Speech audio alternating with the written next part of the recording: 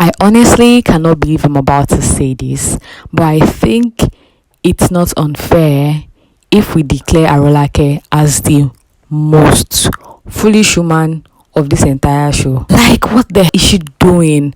I mean, we're going to talk about episode 2, 3, and 4 of the 6-part series, Anikulapo, Rise of the Spectre. Before we get right into the video for today, because right now I'm just super pumped to talk about these episodes and just go. I would like to welcome my returning subscribers. Welcome back to the channel. Love to keep coming back here to watch my videos, like my videos, and engage with them. More of this. In case you're just in my channel, hearing my voice for the very first time, welcome. I really do hope you stick around me by subscribing to the channel. It's absolutely free. Interact with my video by liking, sharing, leaving a comment. Let's talk in the comment section. I'm sure you're watching this episode because you probably want to know if you should see the series, or you're currently seeing the series and you just need somebody to talk to. Like, you just need somebody to have a conversation about the series with, because it is needed. So yeah, I would love to see you in the comment section. Thank you so much. Right away, let us talk about Arolake. I think it was very foolish of Arolake to live a very flamboyant lifestyle. What was she thinking? And you know, the way these villages are being mentioned and the way these people journey to and fro between these villages in this series, it gives you a feeling that okay, it's quite far away, but the fact that people can journey through these villages and get to one end and another just means that you can be found, you can be discovered. And I don't know why she made such a decision, or maybe she thought, or she didn't expect that people from, Ilu, Ojumo, Oyo, maybe she thought they were not going to look for her. That was why she just lived a very careless lifestyle. And the fact that she had the audacity, the temerity, she had the confidence to go into the palace, just proves that she didn't think of herself. She didn't think highly of herself. She didn't think they would be looking for her. She didn't think that, there was trouble back at home. Because, we saw how she journeyed through the villages, how she went through the seas, the bushes, had injuries, and finally came across Akin, whose character was played by Gabriel Afolayan. And it was sort of like a love at first sight for the guy. I mean, if somebody can see you in that state, so unkept, and fall in love with you, that's real love right there. But yeah, it was kind of like a love at first sight. I mean, maybe the love grew out of a place of empathy for her, seeing her in that state. And this guy took you in, came back for you, took you in, set you up. And we saw how she had that strange dream where she got that money.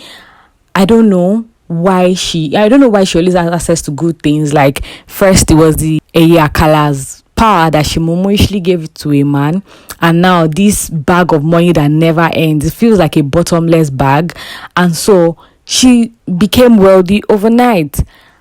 I was just like, okay, one thing I would applaud her for is not telling Akin about the bag of money, like how she came about it. I think she even did, but she told him a bit, but when she remembered her experience with Saro, she kept it to herself. So yeah, although he later discovered, because we saw that altercation between herself and Akin the night before he left.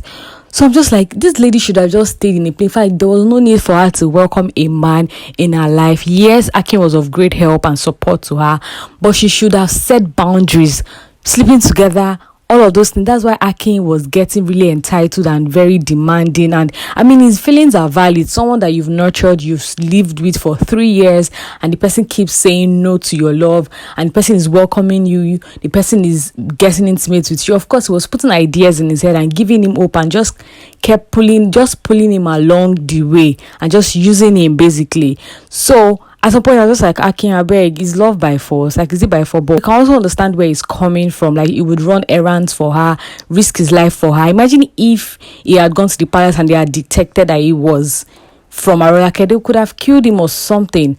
So I'm just like, why? And the fact that she now went to the king, unveiled herself, made this stupid request of how she wants to come back to the village. Like, even if the king forgives you, do you think the other people will forgive you that you ran away with another man and you caused a lot of chaos in the village? And the fact that the villagers believe that you're dead, or you're missing, or you're long gone. Arolake, please, like, and thinking she could trust the king Gosh, and the fact that she was always coming in with this black veil, causing unnecessary attention on herself. What was she thinking? In fact, I don't want to get riled up. I think I'm already getting riled up. So let's move to another person. We also got introduced to Adedimeji Lateef's character called Awolaran. He is unfortunately the son of Basharun. And, Basharun is intimate with Ola Torera's mother. That twist between Aworan, that's Sobowale's character, and Ola Torera was something I didn't see coming. When she arrived at her mom's place and she was like, yeah, me, I was just like, goodness me, putting 2 and 2 together, making it 22. I'm like, what in the world is all this? Saro slept with mother and daughter. Like, yo. I'll get to Saro later on. So we saw that Awolaran is friends with the king's daughter, that's Omomi, but they want them to get married. Basharun wants his son to get married to the king's daughter so that he can become a king's in-law, and so that one day, the position of a king will be transferred into his family and all of those selfish deeds. And I saw on Twitter somewhere where someone was saying Basharun carries this aura of very, very attractive aura, like so commanding and demanding. I mean, I see it, but the fact that I can see through Basharun, like the guy is greedy, is very selfish, is out there for only his interest. I mean, every day he keeps confessing love to Aaron, but look at how he switched up on her when he realized that her daughter might be married to Saro, who he has been looking for. And just like, this man cannot be trusted. Like, why are all these women trusting the wrong men, harboring the wrong men in their lives? Like, it's so annoying. So we can see that he has no regard for his son Awolaran, and he basically wants to use his son. He's using everybody around him, and I'm not a big fan of Basharun at all. And since speaking of Basharun, we saw how he sent Adigun, that's Titi Kuti's character, on a journey, saying he should go and look for Saro. And if you remember in my episode 1 review, I mentioned that I do not believe the story Adigun told the kings and the king and the chiefs. And like I suspected, he covered up for Arolake and Saro. And it's so interesting to know that Adigun is one of the people that Saro should have killed if he had done the task, if he had carried out the task 3 years ago. And now this is the same person that has come back to come and take him home or something like that, to come and blow his cover and expose him. Adigun's family might pay for his selfish decisions or his decisions overall, because now Basharun has them in his custody, and depending on how soon he returns would determine if their life would be spared or not. But I doubt if they will make it through, because it took him 2 weeks to journey down to where he found Saro. It's going to take him another 2 weeks to come back to the village. I think another woman that deserves an award for being the most foolish woman would have to be Ola Torera. And I say that with a but. This lady, leaving her father, falling in an absolute stranger, and saying she has fallen in love. Now she's with a child for him, and it was when she discovered that Saro is being tormented by some unseen spirits, she decides to go to her mom, who she thinks can be of help to her. So it just shows that she had no intentions to come and say, I mean, if you've been married to this person for almost 3 years, and it's the time you discover that he has issues that your mother can solve, that was when you now decided to go and pay her a visit. And when the mom now told her about the fact that, okay, Saro could be the other Saro that they've been looking, that was presumed to be dead, the way she took this story, the way she took the news, I mean, on one end, someone can be like, oh, that's a great wife, she's sticking with her husband through thick and thin. And the other end, I'm just like, they just told you this person has deceived a lot of people, slept with the king's wife, ran away with her. What is the probability that you can, trust this person? You don't know anybody attached to him. You don't know any of his family members. You don't know where he's from. Nothing. And the way she now says she wants to leave at the middle of the night with a child, you're pregnant and you want to leave, and she's throwing tantrums. I'm just like, oh my God, why are these women doing this to me? This series, why? Of course, mothers will remain mothers, and they would always exhibit the traits of mothers. Like, she protected Torera and her husband Saro. Like, she lied to Basharun, even though, because Basharun is a crazy man and a wicked one at that, he didn't buy the story and decided to go find Saro where he was living exactly. But I don't know who now found him, who is going to take him away. Adigun found him first, but we don't know what the aftermath of that discovery was. I have a feeling that Adigun has taken him away because Basharun met Torera crying. We don't know why she was crying. We don't know what that was about. So we'll figure that out in episode 5, hopefully.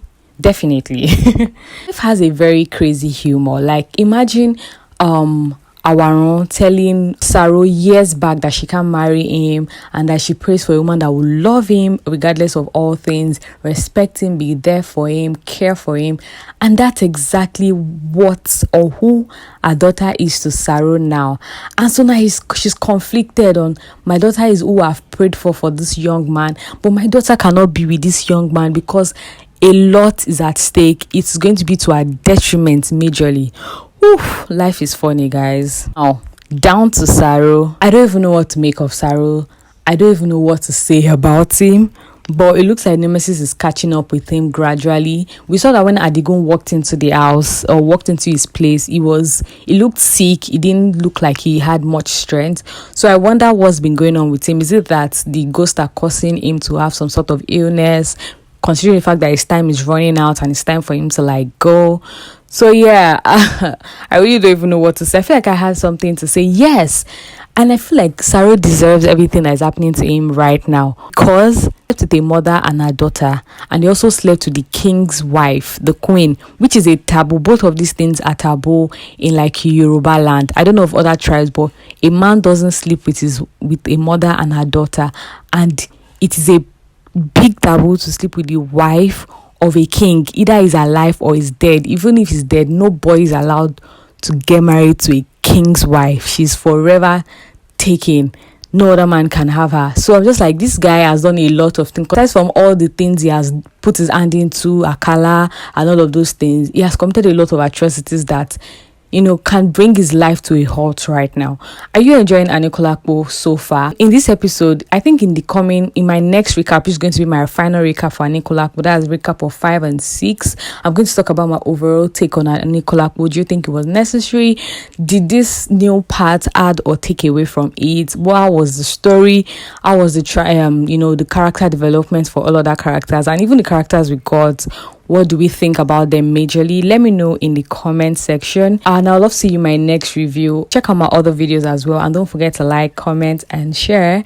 I'll love to see you in my next review. But until then, make sure to remain happy because you owe it to yourself. Bye, guys.